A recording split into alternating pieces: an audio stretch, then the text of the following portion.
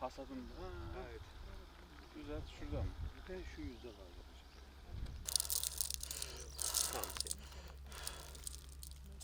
Öncelikle tarlamıza kadar gelerek bizleri onurlandıran Büyükşehir Belediye'mize, ekibine, Bakan Hanım'la teşekkür ediyoruz. Saygılarımızı sunuyoruz. Kırmızı mercimek gerçekten Güneydoğu Anadolu bölgesinin ana vatanıydı.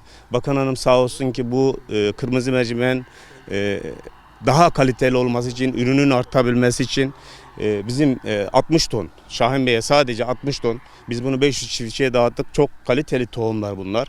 Sertifikalı olmak kaydıyla. Birinci sınıf tohumu aldık, biz de çiftçilerimize dağıttık. Bakan Hanım'a biz zamanında söz verdik. Tohum sizden, üretim bizden. Bize asla pes etmeyeceğiz, üretime devam edeceğiz dedik ve üretmeye devam ettik. Şu an hasat zamanı, Bakan Hanım da geldi. Emeklerine sağlık, hasadını beraber yapacağız inşallah. Sayın Bakanımızın özellikle çiftçiler desteği sertifikalı tohum üretim dedi. Biz de diyoruz ki artık mercimekte ithalat istemiyoruz. Bizim çiftçilerimiz Sayın Bakanımız desteğiyle biz bunu üreteceğiz. Bu yıl 120 çiftçiye 60 ton verdik. 60 ton ortalama bizde 100 kilogram dekara verim veriyor. Aşağı biz 600 ton bu sene bu bölgenin sadece bizim desteğimizle ürettiğimiz mercimek olacak. Dolayısıyla bu yıl biz artık bölgesel bağlamda Sayın Bakanımızın talimatıyla üretimlerimize hız verdik. Şahin Bey özellikle Gaziantep'te mercimek üretiminin deposu olacak. Yani mercimek üretim üssü olacak. Her ilçemizi kendi alanda destekleyeceğiz. O ürünün orada güçlenmesi, hem ürünün güçlenmesi hem ürünün kalitesinin artırılması, rekoltenin artırılması ve bunun pazarlanması anlamında ziraat odalarımızla, çiftçi kuruluşlarımızla ve tarım ilçe müdürlüklerimizle yapabildiğimiz ortak çalışmalarla Gaziantep'in, gastronomi şehri Gaziantep'in ürünlerini mutfaktan başlayarak, tarladan başlayıp mutfakta çıkana kadar olan kısmını destekleyeceğiz. İnşallah Gaziantep tarımda hem kendine yeten hem Türkiye'yi besleyen bir şehir durumuna gelecek diyorum. Bereketlilerin noktasındayız. Ben Sayın Başkanıma, çalışma arkadaşlarıma çok teşekkür ediyorum. Hakikaten burası Mezopotamya'nın göbeği ve Mezopotamya Doğu Akdeniz arasındaki en büyük gücümüz toprağımız. En büyük gücümüz güneşimiz. Şu güneşe bakın. Bunların hepsi büyük bir bereket, büyük bir sağlık, büyük bir lezzet.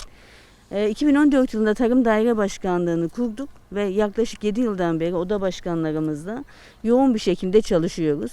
Çiftçiye dair, toprağa dair, buradaki özellikle küçükbaş, büyükbaş hayvancılığa dair, suya dair, havaya dair, çevreye dair ne varsa çiftçimizin yanındayız. Çiftçinin yüzünü güldüreceksin. Çiftçinin yüzü gülünce dünyanın yüzü gülüyor. Birini Tarım Bakanlığı'ndan, öbürünü Çevre Bakanlığı'ndan beklemeden Gaziantep Büyükşehir Belediyesi, ben ve arkadaşlarım bu kurduğumuz birimi oda başkanlarımızla istişareyle yoğun bir şekilde onlarla bir araya gelerek onların görüş ve önerilerini alarak her geçen gün güçlendiriyoruz. Ve bugün geldiğimiz noktada Şahin Bey'in kalbindeyiz. Şahin Bey'in şifa deposundayız. Şahin Bey'in lezzet deposundayız. Bütün çiftçilerimize hayırlı olsun. Rabbim bereket versin. Rabbim sağlıklı, güzel bir şekilde yaşamayı nasip etsin. Bize düşen şey Büyükşehir Belediyesi olarak dünyada onayladığımız lezzetin başkentiyiz. Dünya bunu artık kabul ediyor. Artık sağlıklı lezzetin de başkentiyiz. Gıda güvenliğinin de başkentiyiz. Bu Mezopotamya'nın bereketli hilalin ne çıkıyorsa yerel tohum bankasını kuracağız. Baharat kütüphanesini kuracağız. Ata tohumlarını destekleyeceğiz ve çocuklarımıza çok daha sağlıklı bir dünya bırakacağız.